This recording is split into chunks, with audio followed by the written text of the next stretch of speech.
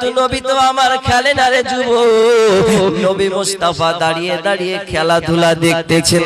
যখন সন্ধ্যা লেগে গেল দেখে সমস্ত আব্বা জান এসে সন্তানকে চুমো দিয়া বুকের মধ্যে নিয়ে বাড়ির মধ্যে যায়। নবী আমার অজর নয়নে কান্না করে, চাচি আম্মা যা, ও চাচি আম্মা যা, আপনার কাছে আমি একটি জিনিস চাইবো গো চাচি আম্মা জান। নবী আমার অজর নয়নে কান্না করিতেছেন। চাচি আম্মা ফাতেমা বিনতে আসাদ রাদিয়াল্লাহু তাআলা আনহা ডাক দিয়ে বলে, বেটা মুহাম্মদ বলো রে বেটা, তুমি আমার কাছে যা চাইবারে বেটা, আমি ফাতেমা বিনতে আসাদ তোমাকে আমি সেটাই দিব। একটু জোরে বলুন না সুবহানাল্লাহ।